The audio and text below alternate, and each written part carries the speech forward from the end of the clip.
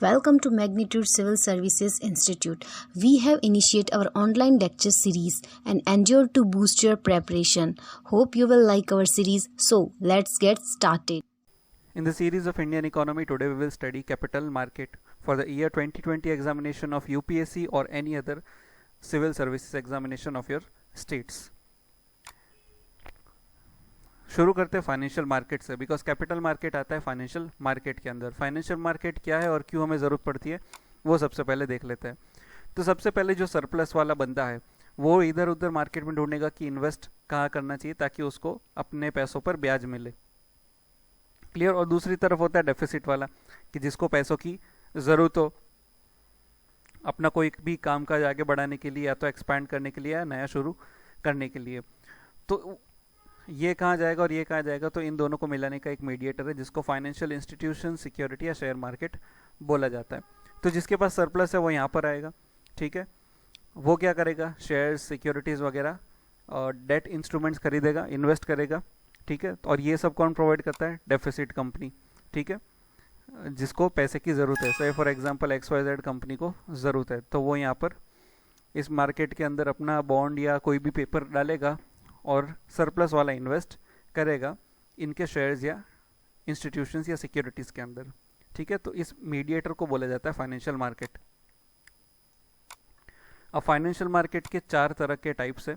ठीक है. बेसिकली 3 है, लेकिन यहाँ पर हम लोग उसको एक्सपेंड करके 4 में कर रहे हैं. सबसे पहला है मनी मार्केट. तो मनी मार्केट के बारे में हमने प्रीवियस कुछ लेक्चर्स के अंदर डिस्कस किया है कि ये एक शॉर्ट टर्म डेट मार्केट है जहाँ पर किसी को भी पैसे की ज़रूरत हो या तो देना हो तो short term up to 1 year तक का यहाँ पे लेन देन चलता है. उसको बोला जाता है मनी मार्केट, जहाँ पे treasury bill, government securities etcetera kind of debt instruments trading हुआ जाता है. दूसरा आता है आपका कैपिटल मार्केट. और कैपिटल मार्केट के अंदर प्राइमरी मार्केट और सेकेंडरी मार्केट. ठीक है. इस तरीके से प्राइमरी मार्केट और कैपिटल के अंदर इस तरीके से मनी मार्केट और कैपिटल मार्केट के अंदर प्राइमरी और सेकेंडरी. तो इस सीरीज़ के अंदर, इस लेक्चर के अंदर हम लोग प्राइमरी मार्केट के बारे में डिस्कस करेंगे और उसके 2 टाइप्स के बारे में. तो कैपिटल मार्केट जैसे हमने लास्ट स्लाइड में देखा कि वो प्राइमरी मार्केट और सेकेंडरी मार्केट में डिवाइड होता है. अगेन प्राइमरी मार्केट के अंदर क्या क्या चीज़ें आएगी, IPO यानी कि initial public offering, private placement, preferential allotment, QIPs, right issues, ये सारी चीज़ें आती है. सेकेंडरी मार्केट के अंदर direct equity, commodity market, forex etcetera जैसी चीज़ें सेकेंडरी मार्केट के अंदर ट्रेड होती है. तो इन सबको हम लोग थोड़ा बेसिक डिटेल्स के अंदर जानेंगे. अब इस चैप्टर के लिए आपको ये जानना पड़ेगा कि अगर आप UPSC का प्रिपरेशन कर रहे हैं तो कैपिटल मार्केट में से हार्डली कभी कभार 1-2 क्वेश्चन आते हैं. कुछ साल ऐसे भी आते हैं कि एक भी क्वेश्चन यहाँ से नहीं निकलते. तो इसकी जितनी ज़रूरत है उस हिसाब से हम लोग कैपिटल मार्केट के अंदर पढ़ाई करेंगे. ज़्यादा डिटेल में जाने की ज़रूरत नहीं है और एकदम बहुत कुछ छोड़ दिया वैसा भी अपन को नहीं करना. हम लोग एकदम क्रिस्प और टू दी पॉइंट इस कैपिटल मार्केट के लिए चलेंगे. क्लियर. जैसे मनी मार्केट के अंदर हमने मनी और बैंकिंग के अंदर काफ़ी डिटेल में अच्छे से 5 लेक्चर्स के अंदर कंक्लूड किया था. अब जानते हैं प्राइमरी मार्केट क्या है. तो प्राइमरी मार्केट कैपिटल मार्केट का वो पार्ट है जहाँ पे नई सिक्योरिटी इशू होती है. प्राइमरी मार्केट के अंदर कंपनी, गवर्नमेंट या पब्लिक सेक्टर इंस्टीट्यूशन जो है वो पैसा रेज करती है, फंड रेज करती है मार्केट से. किसके ज़रिए, लेकिन बॉन्ड के ज़रिए. बॉन्ड इश्यू करती है. सिमिलर तरीके से कॉर्पोरेशन भी क्या करता है, मार्केट से पैसा उठाता है और अपने नए स्टॉक को सेल करके. अब नए स्टॉक्स को कैसे सेल करेंगे, इनिशियल पब्लिक ऑफरिंग से. यानी कि किसी भी कंपनी का पहला शेयर नया मार्केट के अंदर आ रहा है तो उसको बोला जाता है इनिशियल पब्लिक ऑफरिंग. तो ये स्टॉक की किसी भी कंपनी का जो जनरल पब्लिक के लिए for the first time market के अंदर एंटर हो रहा है, वो पहली बार मार्केट से पैसा उठा रहा है, उसको बोलेंगे प्राइमरी मार्केट और IPO. दूसरे तरीका का होता है सीजनड इश्यू. यहाँ पर न्यू इश्यू जो है वो ऑफर किया जाता है कंपनी के द्वारा, जिनका ऑलरेडी कोई इक्विटी जो मार्केट में घूम रहा है. से फॉर एग्जांपल किसी कंपनी का 10% का शेयर ऑलरेडी मार्केट के अंदर घूम रहा है. अब उसको क्या करना है, बचे हुए 90% में से कुछ और शेयर बेच के मार्केट से पैसा उठाना है. यानी कि नया शेयर ही जाएगा उसका, भले ही कंपनी पुरानी उसका लिस्टेड है. तो उस नया शेयर वो कैसे आएगा, सीजनड इशू के ज़रिए. और एकदम नई कंपनी होगा तो उसको बोला जाएगा initial public offering. For the first time वो नया आ रहा है इसलिए. इस फिगर के थ्रू समझ लीजिए कि जो कॉर्पोरेशन या तो गवर्नमेंट जिसको भी पैसा चाहिए और फॉर द फर्स्ट टाइम वो बॉन्ड इशू कर रहा है, तो वो इन्वेस्टमेंट बैंक या कॉन्टैक्ट्स बनाएगा, ठीक है, और वो अपने बॉन्ड्स और शेयर वगैरह कहाँ पर रखेगा, फंड मैनेजर के पास। फंड मैनेजर के पास ऐसे कई सारे इन्वेस्टर होंगे जिनके डीमेट अकाउंट होंगे, और इन्वेस्टर क्या करता है, अपने अपने बैंक से, नेट बैंकिंग की वेबसाइट से जिस कंपनी के आईपीओ को वो फिलअप करना चाहता है उसको सिलेक्ट करके और जो इनिशियल अमाउंट है वो पे कर लेता है, वो पैसा सीधा कंपनी के पास आ जाता है। तो जिन इन्वेस्टर्स का आईपीओ लग चुका होता है तो उनको रिटर्न में वापस पैसा प्लस ब्याज वगैरह मिल जाता है, इसलिए ये लोग इन्वेस्ट करते हैं, बिकॉज यहाँ से अर्निंग भी होती है और कंपनी को भी फायदा मिल जाता है, बिकॉज कंपनी को कैपिटल मिलता है। इसको बोला जाता है प्राइमरी मार्केट। अब सेकेंडरी मार्केट क्या है, तो सेकेंडरी मार्केट एक आफ्टर मार्केट है, ठीक है, जो पब्लिक ऑफरिंग हो जाती है उसके बाद का जो आफ्टर मार्केट है उसको बोला जाता है सेकेंडरी मार्केट। फाइनेंशियल मार्केट के अंदर जहाँ पर स्टॉक्स, बॉन्ड्स, ऑप्शन, फ्यूचर ये सब खरीदे और बेचे जाते हैं। इनिशियल इशुएंस के बाद इन्वेस्टर जो है वो अदर इन्वेस्टर से अपना बॉन्ड, शेयर्स वगैरह खरीद सकता है सेकेंडरी मार्केट के अंदर। सिंप्लीफाइड भाषा में अगर आपको समझना हो तो प्राइमरी मार्केट क्या है, अमेजोन और फ्लिपकार्ट जैसा, जहाँ से आप लोग नई नई चीज़ें खरीदते हैं फ्रॉम द फ्रेश, ठीक है, जैसे कि आईपीओ नया खरीदा जाता है या तो नया बाहर निकाला जाता है, तो वो अमेजोन फ्लिपकार्ट जैसा है। और सेकेंडरी मार्केट क्या, ये आपका OLX और क्विकर जैसा, कि आपको अपने पास जो ऑलरेडी चीज़ है उसको बेचनी हो, ठीक है। अब घर घर जाके दरवाज़ा तो खटखटाएंगे नहीं कि मेरे को ये बेचनी आपको चाहिए या नहीं, आपने सिंपली OLX क्विकर में डाल दिया, सेलर ने ले लिया। तो सिमिलर तरीके से आपने प्राइमरी मार्केट से स्टॉक खरीदा, अब आप उसको बेचना चाहते हो कम ज़्यादा भाव में, वो आपके ऊपर है, जिसके पास शेयर मार्केट वगैरह का नॉलेज हो। तो वो क्या करता है, बेचने निकलेगा, और सामने इन्वेस्टर भी होगा कि जिसको इंटरेस्ट है कि हाँ इस कंपनी का शेयर मुझे खरीदना है, आईपीओ में उसको नहीं मिला था या तो नहीं ले पाया था। क्लियर, इस फिगर से समझिए कि XYZ की कंपनी है, इस लड़की ने आईपीओ के अंदर इसका शेयर खरीद कर पैसा दे दिया था, अब ये चाहती है कि अपना शेयर बेचना, तो वो कंपनी तो वापस लेगी नहीं, तो सेकेंडरी मार्केट के अंदर जाएगी जहाँ पर दूसरे इन्वेस्टर होंगे जो इसके शेयर्स खरीदेंगे, जैसे कि ये पर्सन है। क्लियर, तो company sells to investor and in the secondary market investor sells to investor. Clear, यहाँ पर कंपनी का कोई लेना देना नहीं होता, बिकॉज कंपनी का क्या था कि अपना शेयर बेच के मार्केट से पैसा उठाना था, वो उठा लिया, अब बाद में वो रीसेल हो रहा है बार बार। हाँ, लेकिन कंपनी की रेपुटेशन यहाँ पर बहुत मैटर करती है कि कौन सी कंपनी का शेयर मार्केट में घूम रहा है। और सेकेंडरी मार्केट का एग्जांपल होता है BSE NSE स्टॉक एक्सचेंजेस जो होता है, वो सारा सेकेंडरी मार्केट है। Clear, primary market versus secondary market, यहाँ से आपको और अच्छे से क्लियर में समझ में आएगा। तो ऐसा मार्केट जहाँ पर नया इश्यू होता है सिक्योरिटी का और इनिशियल बायर्स को बेचा जाता है, ये एक इकलौता समय होता है जब कंपनी पैसों के लिए अपने सिक्योरिटीज़ को पहली बार बेचता है। जैसे कि गूगल ने मार्केट से $1.76 बिलियन उठाए थे अपने शेयर्स को बेचकर अगस्त 2004 के अंदर।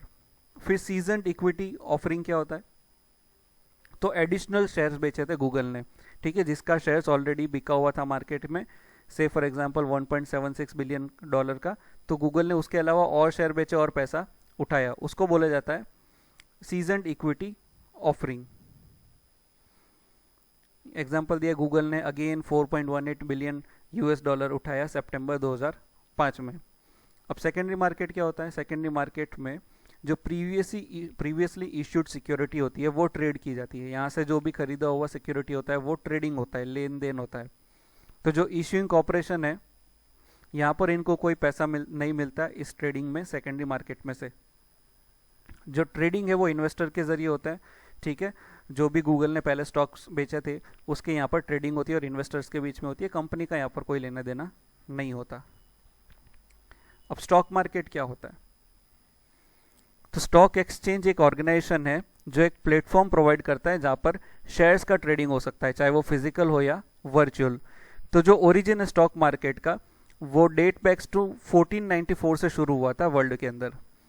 स्टॉक एक्सचेंज के अंदर जो इन्वेस्टर है वो अपने स्टॉक्स को ब्रोकर के जरिए बाय और सेल करता है in a wide range of listed company. कई सारे कंपनियों के शेयर्स या स्टॉक्स यहाँ पर एक्सचेंज होती है ब्रोकर्स के जरिए। तो कोई भी कंपनी है वो एक से ज़्यादा एक्सचेंजेस के अंदर अपना नाम दर्ज करवा सकती है, लिस्टिंग करवा सकती है, उनकी रिक्वायरमेंट्स को मेंटेन और मीट करके कि भाई मुझे इस सेंसेक्स में आना है तो इसकी क्या एलिजिबिलिटी क्राइटेरिया है, निफ्टी में जाना हो तो क्या क्राइटेरिया, तो वो निभाकर किसी भी कितने भी तरह के एक्सचेंजेस में वो अपना लिस्टिंग करवा सकती है, एक से ज़्यादा। फाइनेंशियल टर्मिनोलॉजी के अंदर स्टॉक एक क्या है, कैपिटल है जो कॉरपोरेशन ने रेज्ड किया अपने शेयर को इश्यू और सेल करके, ठीक है। तो कंपनी ने अपने शेयर बेचे और जो कैपिटल है वो बन जाता है स्टॉक, कि भाई उसने इश्यू और सेल किया अपने शेयर को और बाद में वो स्टॉक बन जाता है सेकेंडरी मार्केट के अंदर, स्टॉक मार्केट के अंदर। कॉमन परलेंस के अंदर स्टॉक और शेयर इंटरचेंजेबली लोग यूज़ करते हैं, स्टॉक को शेयर बोल लेते हैं, शेयर को स्टॉक बोल देते हैं, तो वो वहाँ पर चल जाता है इन द लेमेंस लैंग्वेज। अब शेयर होल्डर कौन होता है, तो शेयर होल्डर वो पर्सन होता है या तो ऑर्गेनाइजेशन होता है जो एक या एक से ज़्यादा शेयर्स को इशू किया हुआ खरीदता है, जो कंपनी ने इशू किया था कि भाई ये मैंने शेयर खरीदा है इस कंपनी का, तो मैं इस कंपनी का शेयर होल्डर हूँ, ठीक है। तो जो एग्रीगेट वैल्यू है कंपनी के इश्यूड शेयर का, वो मार्केट कैपिटलाइजेशन भी बोला जाता है। अब स्टॉक ब्रोकर क्या होता है, तो ब्रोकर क्या करता है, बाय और सेल करता है स्टॉक्स को या शेयर्स को इन्वेस्टर के लिए।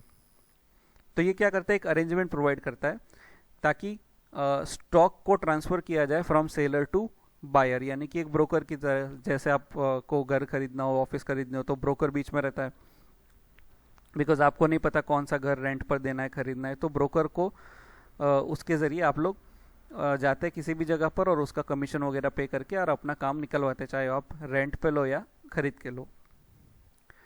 अब स्टॉक एक्सचेंज का इंपॉर्टेंस क्या है, तो ये फेयर प्राइस को डिटरमाइन करवाता है स्टॉक्स के मार्केट के अंदर, इंडस्ट्री को फाइनेंस करने में मदद होता है, कॉर्पोरेट सेक्टर रेगुलेट होता है अच्छे से, एजुकेशन इन्वेस्टर के तौर पे भी काम आता है, फिर सेविंग्स मोबिलाइज होती है, किसी के पास पैसा हो तो वो अपनी सेविंग्स को इस तरह के स्टॉक एक्सचेंज में इन्वेस्ट कर सकता है।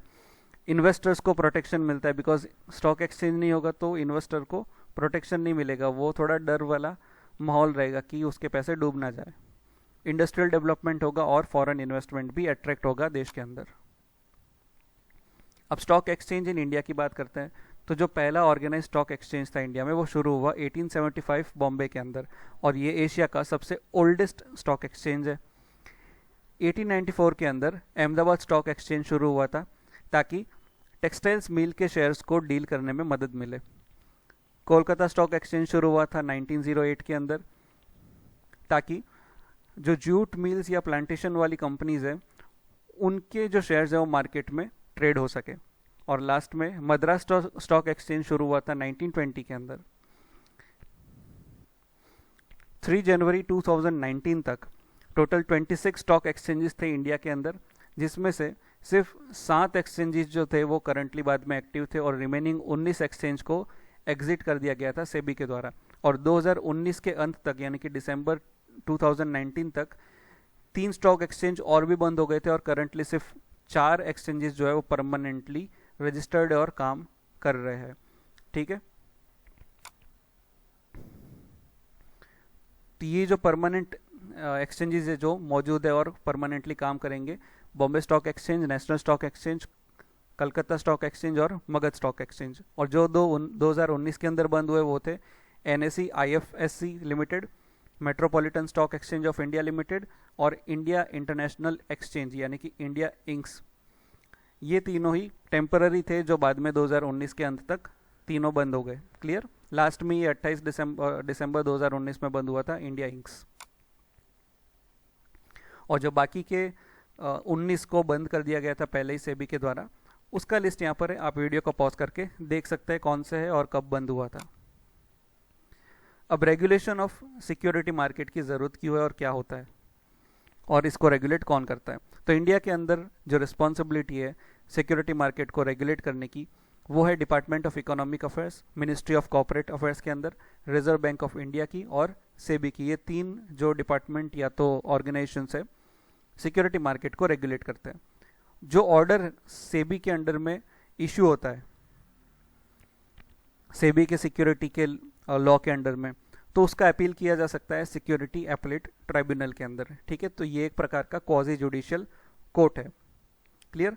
तो टोटल स्टॉक एक्सचेंज के अंदर BSE, NSE, MCX और OTCEI पहले के थे और मौजूदा हमारे पास कौन कौन से है, ये 4 प्रेजेंटली जो वर्किंग कंडीशन में है भारत में। तो इन सब के बारे में हम लोग एक एक करके जानते हैं। सबसे पहले जानेंगे national Stock Exchange of India limited के बारे में। तो ये leading stock Exchange of India है जो मुंबई के अंदर बेस्ड है। शुरू हुआ था ये 1994 के अंदर as first demutualised electronic exchange of the country. तो सबसे पहला जो इलेक्ट्रॉनिक एक्सचेंज था डीम्यूचुअलाइज्ड वो था एनएसई।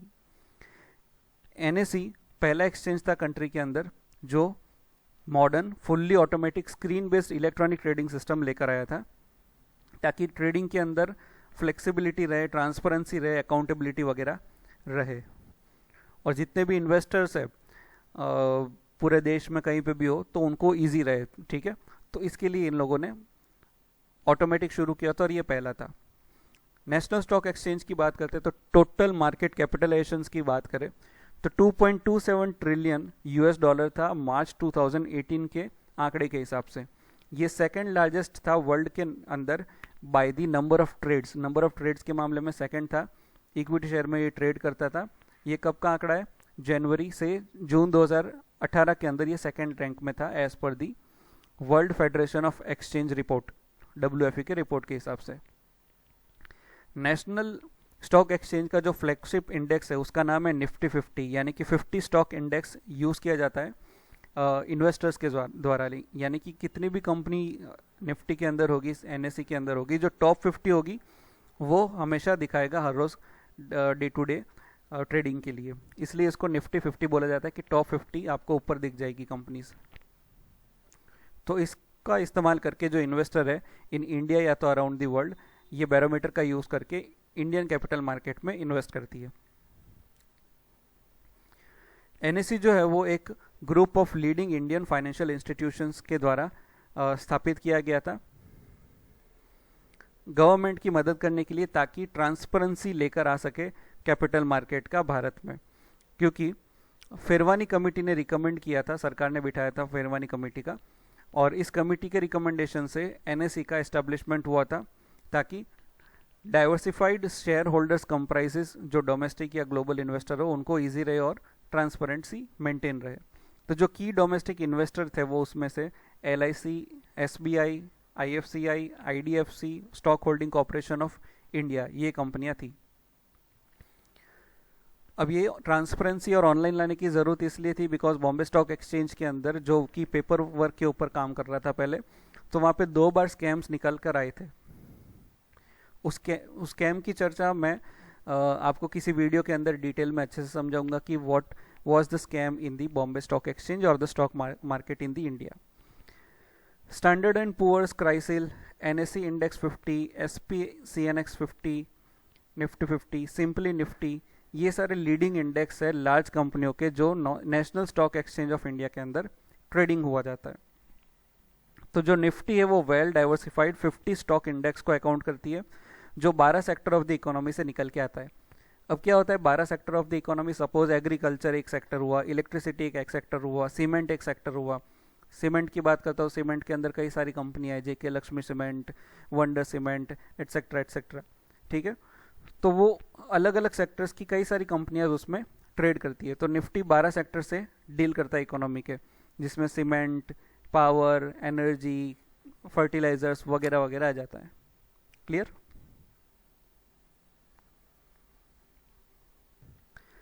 अब देखते हैं बॉम्बे स्टॉक एक्सचेंज के बारे में। तो बॉम्बे स्टॉक एक्सचेंज एक इंडियन स्टॉक एक्सचेंज है जो मुंबई के अंदर बेस्ड है, दलाल स्ट्रीट के अंदर, जो पहले बॉम्बे नाम था, इसलिए बॉम्बे स्टॉक एक्सचेंज नाम पड़ा। एस्टैब्लिश हुआ था 1875 में, और ये जो है वो एशिया का पहला स्टॉक एक्सचेंज बन के आया था। ये वर्ल्ड का फास्टेस्ट स्टॉक एक्सचेंज होने का क्लेम करती है, जिसका मीडियन ट्रेड है 6 माइक्रोसेकंड की स्पीड से। BSE जो है वो वर्ल्ड का 10th लार्जेस्ट स्टॉक एक्सचेंज है with overall market capitalizations of more than 2.3 trillion US dollar as per the April 2018। अप्रैल 2018 के हिसाब से इतने पैसों का ट्रेड वहाँ पर हुआ करता था। जो यूनिक फीचर है BSE का वो है ऑटोमेटिक ऑनलाइन ट्रेडिंग सिस्टम, जिसका नाम है बोल्ट। तो बॉम्बे स्टॉक एक्सचेंज का जो ऑटोमेटिक ऑनलाइन ट्रेडिंग सिस्टम है उसका शॉर्ट फॉर्म यहाँ पर नाम दिया गया है बोल्ट, उसको नाम दिया है। ठीक है, ताकि एफिशिएंट ट्रांसपेरेंट मार्केट इंश्योर हो, और जो इक्विटी डेट इंस्ट्रूमेंट डेरिवेटिव्स वो इजीली ट्रेड हो, यानी कि कोई गपले वाली बात ना हो। पहले ये पेपर वर्क के ऊपर था, अब इसने भी ऑनलाइन कर दिया। बॉम्बे स्टॉक एक्सचेंज के अंदर कुछ 5 कैटेगरी के अंदर कंपनियों को ग्रुप किया जाता है, क्लासिफाइड किया जाता है। ग्रुप ए के अंदर वो कंपनी होगी जिसका लार्ज कैपिटल बेस्ड हो, लार्ज शेयर होल्डर हो, अच्छी ग्रोथ हो, रेगुलर डिविडेंड वो देते हो अपने कस्टमर्स या तो इन्वेस्टर्स को, बड़ा वॉल्यूम हो उसका सेकेंडरी मार्केट में, तो वो बड़ी बड़ी कंपनी आएगी ए ग्रुप के अंदर। B1 ग्रुप के अंदर रिलेटिवली लिक्विड स्क्रिप्ट वाली, good management, satisfactory growth prospect हो उसका और अच्छा वॉल्यूम हो, वो B1 के अंदर। एफ के अंदर नॉन कन्वर्टेबल डिबेंचर्स वाले सेगमेंट वाली कंपनी आएगी। जी ग्रुप के अंदर सेंट्रल और स्टेट गवर्नमेंट सिक्योरिटीज़ वाली, यानी कि सरकारी कंपनी आएगी। और जेड के अंदर वो कंपनी आएगी जिन्होंने BSE के क्लॉज को कंप्लाई नहीं किया, उसके ज़रिए नहीं आए, ठीक है, वो एग्रीमेंट वगैरह सही से ना किया, और ना ही उनके पास कोई रेड्रेसिंग ग्रेवियंस सिस्टम हो, यानी कि अगर इन्वेस्टर को कोई प्रॉब्लम हो तो वो कहाँ पर कंप्लेन करने जाएगा, तो ऐसा कोई मैकेनिज्म एस्टेब्लिश किया हुआ नहीं होगा, तो वो कंपनी जेड कैटेगरी के अंदर आएगी। फिर आता है BSE का SME और NSE का इमर्ज। ये जो दोनों BSE और NSE है 2012 के अंदर लॉन्च किया था SME एक्सचेंज प्लेटफॉर्म, ताकि स्मॉल और मीडियम एंटरप्राइजेस के लिए आसान हो मार्केट से पैसा उठाने के लिए, ठीक है। और सिमिलरली NSE ने इमर्ज लॉन्च किया था, यानी कि जो सेंसेक्स या निफ्टी है BSE और NSE का, वहाँ पर बड़ी बड़ी कंपनियाँ ट्रेड करती है, बड़ी बड़ी कंपनियाँ पैसा उठाती है। तो छोटी और मीडियम कंपनियों के लिए BSE और NSE ने SME और इमर्ज जैसे प्लेटफॉर्म्स को लॉन्च किया ताकि वो पब्लिक से, मार्केट से पैसा उठा सके अपने शेयर्स बेचकर। अब जो स्मॉल और मीडियम एंटरप्राइज कंपनी है भारत के अंदर, वो काफ़ी इंपॉर्टेंट रोल प्ले करती है एक पोटेंशियल और अपॉर्चुनिटी देने के लिए एंटरप्रेन्योर्स को भारत में, ठीक है। तो छोटे बड़ी कंपनियां कौन खोलती है? एंटरप्रेन्योर्स ही खोलती है।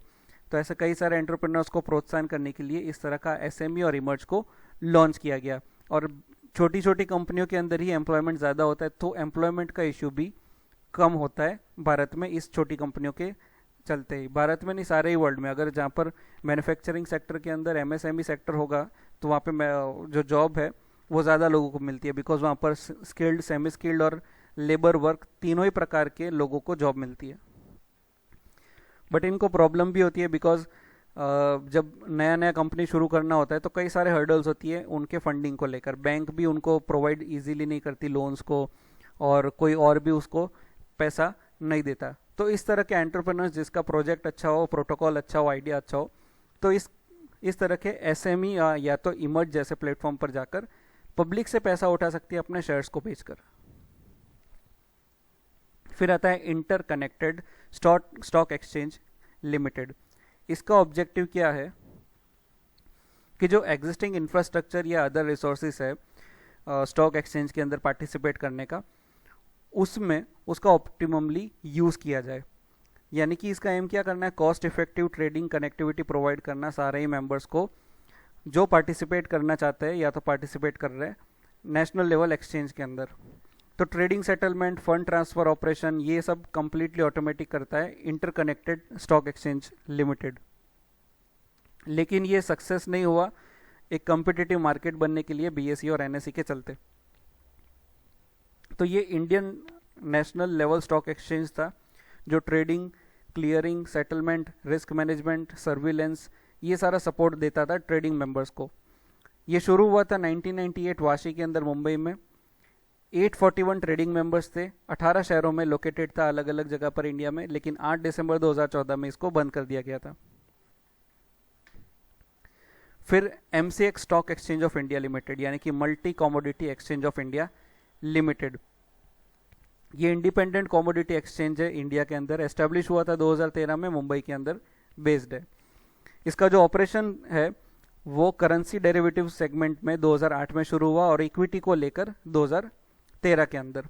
भारत में 4 इंपॉर्टेंट कॉमोडिटी एक्सचेंज है जो काम कर रही है, जहाँ पर 90 से भी ज़्यादा प्राइमरी प्रोडक्ट्स का जो लिस्टिंग होता है, जैसे कि coal, silver, metal, food grains, milk etcetera, यहाँ पर ट्रांजैक्ट किया जाता है। तो कौन कौन से टाइप्स के MCX स्टॉक एक्सचेंज हमारे भारत में है? तो पहला है MCX, दूसरा है NCDAX यानी कि national commodity and derivative exchange, तीसरा है NMCE यानी कि नेशनल मल्टी कमोडिटी एक्सचेंज, और चौथा है ICEX यानी कि इंडियन कमोडिटी एक्सचेंज। तो करेंसी डेरिवेटिव्स यानी कि करेंसी को लेकर ट्रेडिंग करना, और इक्विटी यानी कि शेयर एक टाइप का, ठीक है, जो इक्वल हिस्सों में डिवाइड किया गया हो। सपोज 10 रुपये का शेयर कंपनी ने बेचा है मार्केट में पैसा उठाने के लिए, तो 10 रुपये एक एक रुपये में 10 लोगों को इक्वली डिवाइड हुआ है, तो उस प्रकार की यहाँ पर ट्रेडिंग होती है। करेंसी डेरिवेटिव यानी कि करेंसी को लेकर। क्लियर?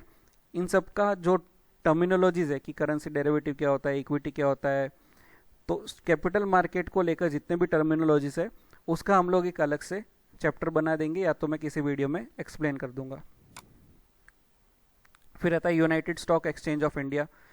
तो ये इंडिया का स्टॉक एक्सचेंज है, ये 4th पैन इंडिया एक्सचेंज था जो लॉन्च हुआ था फाइनेंशियल इंस्ट्रूमेंट में ट्रेड करने के लिए। यूएसई रिप्रेजेंट करता है 21 Indian public sector banks, private banks और इंटरनेशनल बैंक्स के कमिटमेंट को और कॉर्पोरेट हाउसेस को, ताकि एक इंस्टीट्यूशन ऑफ रेप्यूटेड बिल्ड हो। इसकी करेंसी इंडियन रुपये के अंदर 20 सितंबर 2010 के अंदर फाउंड हुआ था, मुंबई के अंदर लोकेशन, और owner United stock Exchange of India limited itself. फिर आता है OTC exchange of India limited यानी कि OTCEI, इसको ओवर द काउंटर भी बोला जाता है, over the counter exchange of India limited. Mumbai के अंदर बेस्ड है, महाराष्ट्र में। ये इंडिया का पहला एक्सचेंज था स्मॉल कंपनीज के लिए, एज वेल एज ये पहला screen based national Stock exchange था भारत का। ये जो फर्स्ट इलेक्ट्रॉनिक OTCEI था वो एस्टेब्लिश हुआ था 1990 के अंदर, ताकि इन्वेस्टर्स को और कंपनी को एडिशनल तरीका मिले इन्वेस्ट और ट्रेड और सिक्योरिटी को इशू करने के लिए। जो मेंबर है OTCEI के वो इनवाइट करते कंपनीज को, ताकि उनके एक्सचेंज के अंदर वो अपना लिस्टिंग करे और कैपिटल यानी कि पैसा मार्केट से उठाए। यहाँ पर डीलर हुआ करते थे जो ड्यूल रोल निभाते थे, यानी कि ब्रोकर का भी और मार्केट मेकर का भी। ब्रोकर क्या करता है? बाय और सेल करने में मदद करता है इन्वेस्टर्स के लिए, या तो जिसको बेचना उस शेयर्स को उसके लिए, यानी कि ब्रोकर क्या करता है? खरीदता है और बेचता है। और मार्केट मेकर क्या करता है? एक रिस्पॉन्सिबिलिटी निभाता है ताकि पर्टिकुलर शेयर्स का जो ट्रांजैक्शन मेंटेन रहे, उसकी प्राइस अच्छी से मिल जाए, ठीक है, यानी कि एक ब्रांडिंग का काम करता है किसी पर्टिकुलर शेयर को लेकर, ताकि उसका डिमांड सप्लाई अच्छे से चले, उसको बोला जाता है मार्केट मेकर। तो डीलर जो है ब्रोकर मार्केट मेकर दोनों का काम करता था, लेकिन ये OTCEI जो था 31 मार्च 2015 में बंद हो गया। और आखिरी में है इंडिया इंक्स। ये इंडिया का पहला इंटरनेशनल एक्सचेंज था, international financial service centre IFCS, जो गिफ्ट सिटी के अंदर है गुजरात में, गांधीनगर के अंदर, यानी कि Gujarat international financial tech city, वहाँ पर एस्टेब्लिश था। इंडिया इंक्स तो जो था वो फुल्ली सब्सिडरी था बॉम्बे स्टॉक एक्सचेंज का, यानी कि मालिक ये था। ये क्या केस के लिए आया था? ताकि इंडिया के जो फर्म्स है, इंडियन फर्म्स जो है वो compete कर सके ग्लोबल लेवल पर इक्वल फुटिंग को लेकर, ठीक है, कि भाई ग्लोबल में उसका एक इक्वल कंपटीशन दे पाए। इनिशियली ये ट्रेड करता था equity derivatives, currency derivatives, commodity derivatives including index और स्टॉक्स। सब्सिक्वेंटली ये डिपॉजिटरी रिसिप्ट, बॉन्ड वगैरह भी शुरू करने लग गया था अपने इस ऑफिस के अंदर। ये 22 घंटे के लिए काम करता था एक दिन के अंदर, यानी कि जब सनराइज होता था और सनसेट तक। जापान में सनराइज होने के साथ साथ जब एक्सचेंज खुलता है जापान का, तब से शुरू होता था, और यूएस का मार्केट जो बंद होता था तब तक ये चलता था। 250 ट्रेडिंग मेंबर थे इसके, कमोडिटी और ओवरसीज ब्रोकर के साथ साथ। इंडिया इंक्स जो था वो मोस्ट एडवांस टेक्नोलॉजी के ऊपर काम करता था, जो 4 माइक्रोसेकेंड के ऊपर उसका टर्न अराउंड टाइम था, जबकि BSE का 6 माइक्रोसेकेंड था, हमने अभी देखा। ये इंटरनेशनल इन्वेस्टर्स को, NRI को एक फैसिलिटी प्रोवाइड करता है ताकि वो कहीं पर भी बैठकर दुनिया में ट्रेडिंग कर सके इंडिया की कंपनियों में। उसके साथ साथ क्या बेनिफिट मिलते थे? सिक्योरिटी ट्रांजैक्शन टैक्स यहाँ पर नहीं लगता था, कमोडिटी ट्रांजैक्शन टैक्स यहाँ पर नहीं लगता था, dividend distribution tax, long term capital gain tax, income tax, ये सारे टैक्स इस इंडिया इंक्स के थ्रू इन्वेस्ट करने से नहीं लगता था। तो ये सारे टैक्स के बारे में हम लोग आने वाले वीडियो में देखने वाले।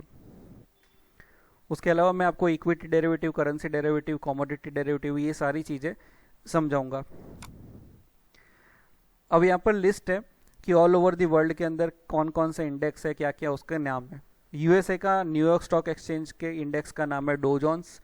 टोक्यो का नाम है टोक्यो स्टॉक एक्सचेंज का निकी। हांगकांग स्टॉक एक्सचेंज के इंडेक्स का नाम है हैंगसेंग। जैसे कि बॉम्बे स्टॉक एक्सचेंज के इंडेक्स का नाम है सेंसेक्स और नेशनल स्टॉक एक्सचेंज के इंडेक्स का नाम है निफ्टी। वैसे ही पेरिस का सीएसई, जर्मनी का एमडेक्स और सीडेक्स, लंदन का एफटीसीई या एफटीसीई 100, सिंगापुर में स्ट्रेट टाइम्स का साइमेक्स और सिंगापुर स्टॉक एक्सचेंज का एसजीएक्स निफ्टी, साउथ कोरिया का कॉस्पी, ब्राज़ील का बोवेस्पा और रशिया का मोएक्स।